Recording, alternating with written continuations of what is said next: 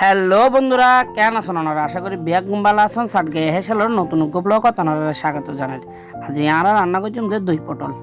যেহেতু দই পটল রান্না করছুম, এতালাই এটা মশলা রেডি করে লইম। এতালাই এটা আদা, জিরে, কাঁচামরিচ, সাথে কিছু বাদাম আর অল্প দই লই। আর এখন মশলা রেডি করে লইম। এটা পরিমাণ মতন হলুদ গুঁড়ো, মরিচ গুঁড়ো আর হলো যে ধনিয়া গুঁড়ো দিম যে অল্প করে গোলমরিচের গুঁড়ো দিয়ে পানি দিয়ে প্রথমে এই মশলাকে মিক্স করে লইম। বন্ধুরা, দই পটল রান্না করে পেলাই পটলরা অবশ্যই গুঁড়া গুঁড়া রাখাম পড়ব। আর পটল সিলিবের সময় আমরা তো অবশ্যই মাথাতে রাখাম পড়ব যাতে একদম পুরো সিলি না ফেলন। অল্প পটলের অল্প কোষা থাকিব আর অল্প কোষা ফেলাই দিবেন। এইভাবেই কিন্তু পটলের কোষা ছাড়াই লম পড়ব। বন্ধুরা, এখন পটল ভাজুম। এটা একটা পরিমাণ মতন তেল দিয়ে হালকা পরিমাণ করি হলুদ গুঁড়া। এরপর পটল ভালো করে বাজি লইম। এড়ে হালকা করে একটা লবণও দম ফুরিব। যেহেতু আমি ফটলিম পাইজুম, তাহলে হালকা করে লবণ দিয়ে ফেলাইলাম। লবণ দনের পর ফটলিম ভালো করে নাড়ি ছাড়ি ভাজিয়ে লই ফেলিম। সন বন্ধুরা, ফটল ভাজানোর পরে এটা বেশ কিছু তেল রয়ে গিয়ে রান্নার লাই আর এক্সট্রা কোনো তেল ইউজ না করছুম। এখন এই যে তেলগিন আছে, এই তেলগিনের মধ্যে আমি অল্প করে হালো জিরা আর 2-3 শুকনো মরিচ দিয়ে ভালো করে নাড়ি ছাড়ি ওই যে মশলার মিক্স করে রেডি করছিলাম হলুদ মরিচ দিয়ে এই মিক্স করে দিই ভালো করে নাড়ি চাড়ি। এখন দিম যে ওই যে আদা জিরা কাঁচামরিচের পেস্ট। এটা আদা জিরা কাঁচামরিচের পেস্ট প্রায় পুরো দিয়ে ভালো করে নাড়ি চাড়ি লইম। সন মশলাকে প্রায় ঘন হয়ে এসি সন। এখন দিম স্বাদ মতন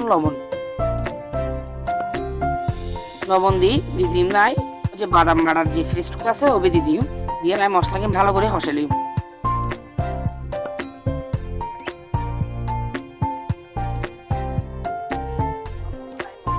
ভালো করে মিক্স করে লই আগর মশলার সঙ্গে।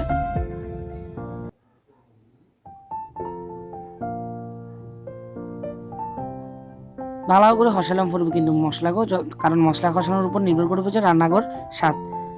যখন মশলা কষানো শেষ প্রায়, এখন আমি ভাজি রাখা যে পটলগুন আছে পটলগুন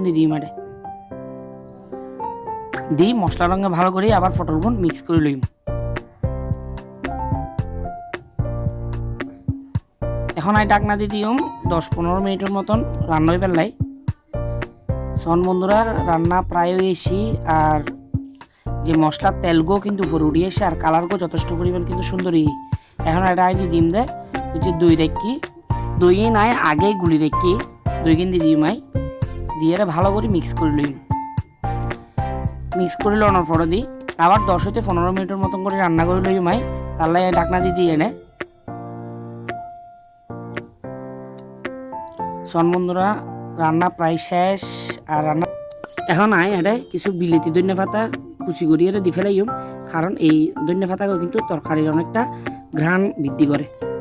বন্ধুরা, সন রান্নাগো দেখতে কিরকম সুন্দর লাগে, দেখতে যেরকম সুন্দর হানাগো হাইতেও কিন্তু এরকম ফুয়াদ। আজি রান্নাগো ওনারা বাসা থাকবে ট্রাই করে চাইন, বিশ্বাস করেন ওনারা তো ভালো লাগিব। আর আজির ভিডিওর ওনারা তো কেন লাগি আর কমেন্ট করে অবশ্যই জানাবেন। আজকের মতন এটাই বন্ধুরা, টাটা।